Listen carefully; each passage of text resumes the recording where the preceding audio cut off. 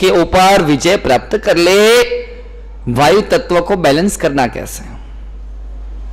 भाई पहले तो आपको पूछो, अपना थोड़ा सा दिमाग लगाओ, थोड़ा सा सोचो और सोचने के बाद मुझे बताओ कि वायु तत्व को बैलेंस करने के लिए क्या करना चाहिए भाई?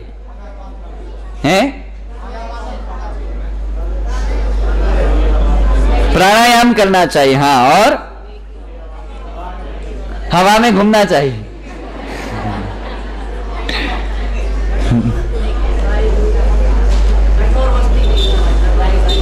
है? कठोर वस्तु नहीं खावानी। साची बात है, बराबर के छे। हाँ, यहाँ वायु तत्वों को बैलेंस करने के लिए सबसे पहला पॉइंट आयुर्वेदाचार्यों ने बता दिया कि शरीर के अंदर वायु तत्व बढ़ने का मूल कारण कठोर है। क्या है? हाँ, बाल रेवे, चौले रेवे, ये जितने भी है ना, ये जिसको सूट नहीं होते हैं तो उसको क्या करा देते हैं? गैस करा देते हैं, वायु करा देते। दूसरे नंबर के अंदर आपने कोई जूस बना करके रखा और उस बना करके रख दिया, रखा तो रखा ही, आधे घंटे, पौने घंटे, घंटे, 2 घंटे, 4 घंटे के बाद में उसको आपने यूज किया तो भी शास्त्रकार भगवंतों ने कहा कि उसमें से भी वायु हो जाता है। नारियल का पानी खा लिया, एक एग्जाम्पल की बात करो, नारियल का पानी निकाला और निकाल करके 2 घंटे तक यूं पड़ा रहे और 2 घंटे के बाद में जो फ्रिज में से निकाल करके बाद में पियो ना तो भी गैस हो जाता है। यहां वायु तत्व के लिए सबसे मजे की बात बताने में आए, एक प्रयोग बताया जिसके शरीर के अंदर वायु तत्व बढ़ जावे, उसको तिल के तेल का उपयोग सबसे ज्यादा बढ़ा देना चाहिए। क्या कर देना चाहिए? तिल का तेल। आपके घर के अंदर तो इससे भी अच्छे अच्छे तेल आते होंगे, है ना? लेकिन आयुर्वेद के अंदर तिल के तेल को सब तेलों का महाराजा कहा। जिन दुनिया में जितने तेल हैं, मूंगफली का तेल आता है, दूसरे जितने भी XYZ अलग अलग प्रकार के तेल आते हैं, तिल का तेल सबसे इफेक्टिव में इफेक्टिव कहने में आया। जिस व्यक्ति के जीवन के अंदर, खाने के अंदर, इंटरनल यूज में और एक्सटर्नल यूज के अंदर तिल के तेल का प्रयोग शुरू हो जावे, ऑटोमेटिकली उसके शरीर के अंदर वायु तत्व क्या हो जावे? का वायु तत्व बैलेंस में हो जाता है। 2 साल पहले एक 97 साल की उम्र के एक बुजुर्ग मिले थे और 97 साल की उम्र के बुजुर्ग रोज के 20 किलोमीटर चल लेते थे। यहां है ना, 20 साल के लड़के को बोलो कि 9 किलोमीटर चलना है तो भी 10 बार तो विचार करेगा, बाइक नहीं है, 9 किलोमीटर यहां से ठेठ सिकंदराबाद तक कहां कैसे जाना है? पैदल पैदल जाना। और वो एक बार तो सोच, 20 साल का लड़का भी सोच में पड़ जाएगा कि बिना बाइक के, बिना साधन के कैसे जाओ? गाड़ी नहीं है, जाना पोस्टपोन कर दे, कैंसिल कर दे, गाड़ी नहीं है। और यहां ये 97 साल की उम्र के वो बुजुर्ग रोज के 20 किलोमीटर पैदल चल सके, रोज का 1 घंटा एक्सरसाइज भी कर ले वे। कितनी साल की उम्र में? 97 साल की उम्र में 1 घंटे की रोज की एक्सरसाइज करे। मुझे तो बड़ा आश्चर्य हुआ, देखता रह गया और उनको पूछा कि आपके इस तंदुरुस्ती का पता है? क्या बताया होगा? आपको पूछू भाई, उनकी तंदुरुस्ती का राज आप अनुमान लगाओ भाई, हैं? हाँ, इसके अलावा सब जिसको जो मर्जी पड़े से बोलते जाओ भाई।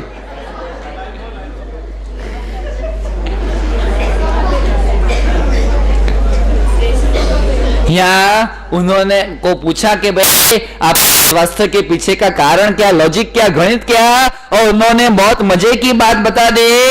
उन्होंने कहा कि महाराज जी, मैं जब छोटा था ना तो मेरी मम्मी ने कहा था कि बेटा जब तक भूख लगे नहीं तब तक खाना, जब तक भूख लगे नहीं तब तक खाना नहीं, और जब खाने का समय आवे तब जितनी भूख लगी है उतना खाना नहीं।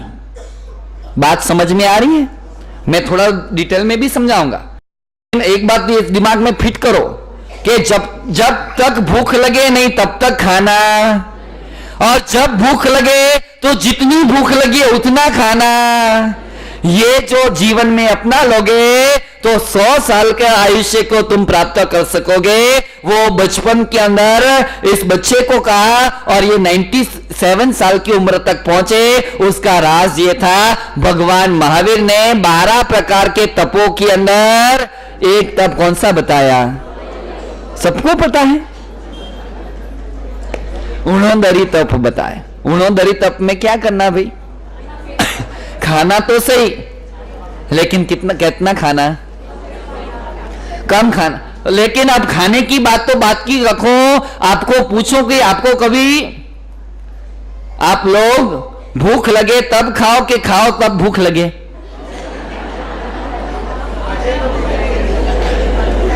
घड़ी के हिसाब से अपनी कांटा चलता है कि भाई 1 बज गई दोपहर के, यानी दोपहर का खाने का टाइम हो गया। इतनी बज गई 8 बजे, यानी नाश्ते का टाइम हो गया। घड़ी के हिसाब से अपने खाने के शेड्यूल फिक्स होते हैं। भगवान के शासन में कह दिया घड़ी के हिसाब से नहीं, जब पेट के अंदर जोर की भूख लगे, जठर की अग्नि प्रदीप्त हो जावे, जठर की अग्नि धीरे धीरे धीरे धीरे प्रदीप्त होती जावे, और उस समय इसके अंदर डालना। तो उस अग्नि के अंदर डाला हुआ सब पच जाएगा। जठराग्नि मंद हो चुकी है और उसके ऊपर जो डालोगे सारे का सारा यूं ही पड़ा रहेगा, सड़ेगा, अपचा होगा, और अपचे में से कब्ज की तकलीफ है, कब्ज की तकलीफ में से पेट के प्रॉब्लम, और पेट के प्रॉब्लम में से बाकी सारी बीमारियां आ जाएगी। अपनी सिस्टम में चेंज हो गई। जब भूख लगे तब खाना, ऐसा नहीं क्योंकि पता ही नहीं कि भूख किसको कहता है। कहा कि जब दिन भर में चलने का काम करते हैं, दिन भर चलने का काम करें, दिन भर चलने का काम करें। और यहाँ वास्तविक भूख किसको कहते हैं वही अपने को मालूम नहीं। जो श्रम करता है ना उसको पता रहती है कि भूख क्या चीज है। और आपने जीवन में से श्रम क्या हो गया? घर से दुकान तक भी जाना है तो भी 2 व्हीलर चाहिए, ऊपर 2nd फ्लोर पर 3rd फ्लोर पे चढ़ना है तो भी लिफ्ट चाहिए। और मान लो 1 घंटे के लिए लाइट चली जाए, लिफ्ट बंद हो जावे, इन्वर्टर भी बंद हो जावे, बिगड़ गया है, तो इलेक्ट्रिसिटी बोर्ड को 100 तो गालियां दे देंगे। ऐसी अपनी हालत है। यहां अग्नि तत्व की जब बात है तब सबसे इफेक्टिव वो फॉर्मूला, मुझे का फॉर्मूला जो उणोदरी तप से जुड़ा है, जब भूख लगे तब ही खाना, और जब खाने बैठो तो जितनी भूख लगे उससे। भूख 5 रोटी की है 4 रोटी खाओ, भूख 4 रोटी की है 3 रोटी की खाओ। थोड़ा सा पेट के हिस्से को खाली रखो, खाली हिस्सा रहेगा तो लाइफ के अंदर कभी सुस्ती आएगी, आलस चढ़ेगा, नींद निकालने का मन होगा, एनी टाइम फिटनेस रहेगी। सुबह से लगा करके रात तक काम करोगे तो भी आप आराम से और आसानी से कर सकोगे। ठस ठस के ठस ठस के ठस ठस के ठस ठस के जो खाया फिर क्या आने लगेगी? थोड़ा सा रेस्ट कर ले, थोड़ा सा 2 घंटे आराम कर ले रहे, और आराम के अंदर आपका राम राम निकल जाए। उणोदरी तप, जितनी भूख लगी उससे कम खाओगे, जिंदगी में कभी बीमार नहीं होंगे। लेकिन अपने इस लाइफ शेड्यूल में से ये चीज ही उड़ गई। अपन टेस्ट को देकर के खाते हैं टेस्ट के लिए, और भले वो चाहे प्रोडक्ट वेस्ट हो, सड़े हुए भी रहे। व्हाट्सएप के ऊपर वीडियो भी आए हैं, और वीडियो के अंदर दिखाने में अहमदाबाद के अंदर ये जो खाद्य मंत्रालय की जो टीम है वो अधिकारियों ने छापे मारे होटलों के ऊपर। होटल बाहर से अप टू डेट दिखती है, टेबल लगाने में आमने सामने कुर्सियां हैं, एसी है होटल के अंदर। आप विथ फैमिली, आप फ्रेंड्स के साथ आपके वहां खाने के लिए जाते हो, मेनू आ जाता है अलग अलग आइटमों का, वेटर ऑर्डर लेकर के जाता है, और जैसे अंदर किचन रहता है ना, आपको तो बाहर से सब कुछ टनाटन दिखता है। एक बार होटलों के इंटरनल किचन के ऊपर नजर कर देना। जो आने वाली सब्जियां हैं, सब्जी की क्वालिटियां हैं, बड़ा बचने वाला बासी माल है, बासी फेंकना उनको परवड़ता नहीं है, क्योंकि उनको तो पैसे से इंटरेस्ट है, उनको प्रॉफिट मार्जिन से इंटरेस्ट है, उनको आपकी हेल्थ से कोई लेना देना नहीं है। वो बासी को भी फ्रिज में रख करके 2 दिन 3 दिन उसमें और मिर्च मसाले और गरम मसाले डाल करके उसको टेस्टफुल बना करके ऊपर से ऐसा सुशोभित डेकोरेशन कर देवे, ऐसा रूप रंग उसको ब्यूटी पार्लर से उसको डिश को सजा देवे। क्यों भाई हंस रहे हो? तो सजाने के तो ब्यूटी पार्लर ही कहते हैं, और क्या कहते हैं?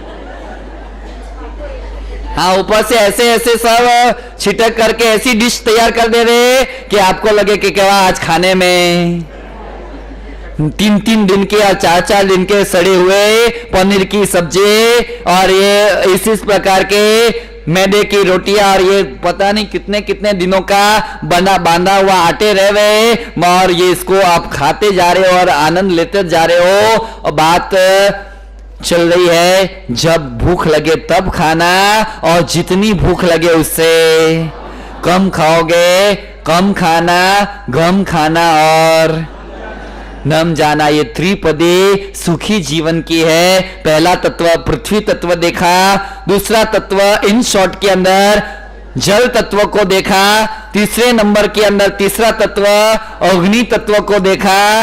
रोज पृथ्वी से प्रार्थना करो, खुले पैरों नंगे पैरों पे चलो, पैदल चलो। दूसरे नंबर में जल की बातों के अंदर रोज का 1.5 से 2 गिलास पानी गरम गरम सुबह के पहर में पहला पियो, उसके बाद आधे घंटे के बाद चाय पानी नाश्ता ब्रश जो करना है उसके बाद करो।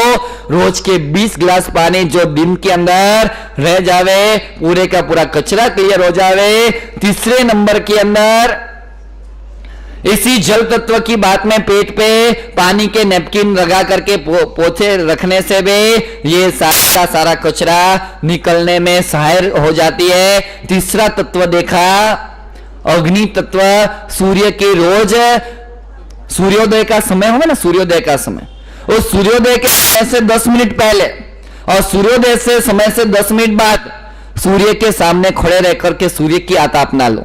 20 मिनट का काम, और 20 मिनट का काम जो जीवन में शुरू कर दोगे तो अपने जीवन के अंदर अग्नि तत्व का भी बैलेंस होना स्टार्ट हो जावे। और चौथा तत्व देखा वायु तत्व, तिल के तेल के उपयोग को बढ़ाने का इंटरनली और एक्सटर्नली, जितनी भूख लगी है उससे कम खाने की बात। और तीसरे नंबर के अंदर कठोर जिसको सूट नहीं होता है वो तमाम प्रोडक्ट जो है उसको, भले इसको सूट होता है लेकिन इसको सूट नहीं होगा ना तो वो चीज खानी, इसको तो बहुत सारा सूट होता है लेकिन एनालिसिस कर लेना, इसको भले सूट हो रहा है लेकिन मेरे इसको जो सूट नहीं हो रहा है तो मुझे वो चीज जिंदगी में कभी खानी नहीं। ये वायु तत्व की बात देखे। और पांचवा और अंतिम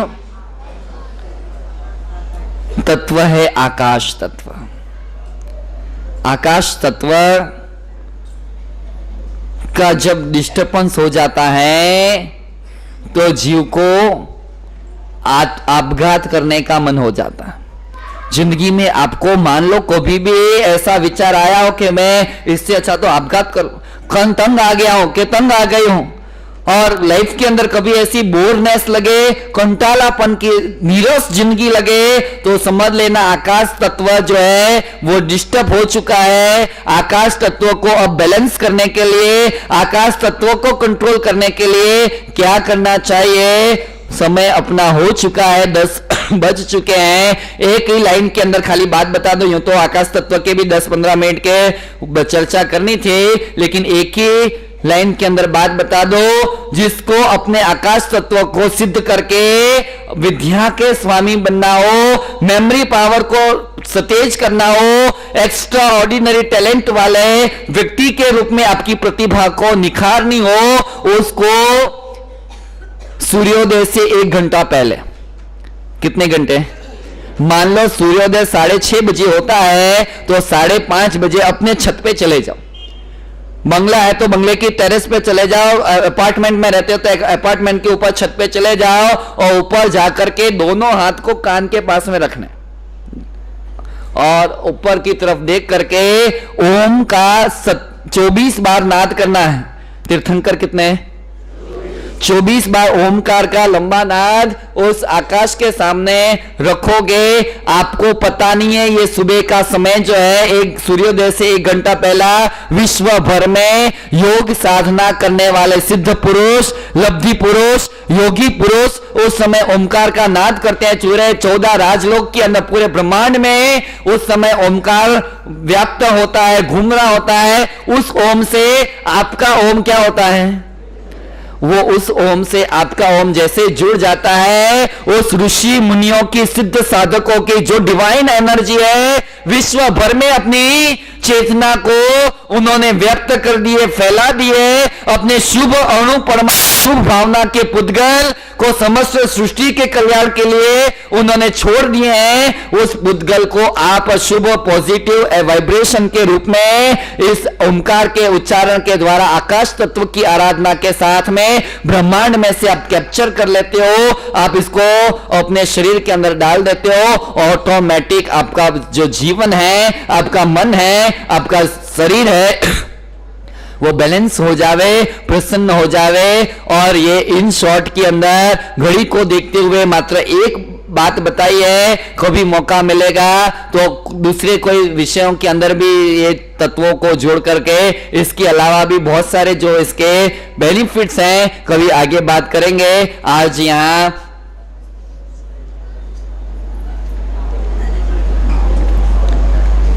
वाणी को विराम देते हुए प्रवचन माला निरंतर अपनी गति से अग्रसर है, आगे से आगे बढ़ती जा रही है। और इसी कड़ी के अंदर आने वाला रविवार, छुट्टी का दिन, गिरनार महातीर्थ की भाव यात्रा का एक विशिष्ट कार्यक्रम ट्विन सिटी के अंदर सर्वप्रथम बार जब होने जा रहा है। गिरनार के पाताल लोक की दुनिया कैसी है, गिरनार की जड़ी बूटियां कैसी हैं, गिरनार के योगी पुरुष की योग साधनाएं कैसी हैं, और इसके अलावा भी बहुत सारे राज और रहस्य जिससे आज समग्र जैन समाज अपरिचित है। उस रहस्यों की बातों को जानने के लिए भाव यात्रा के अंदर पधारना का हर एक को आमंत्रण है। जो बाहर के क्षेत्र से आए हैं उनको अपने आसपास में जो जैन मंदिर हैं उनके लिए लगाने के लिए गिरनार की भाव यात्रा के पैम्पलेट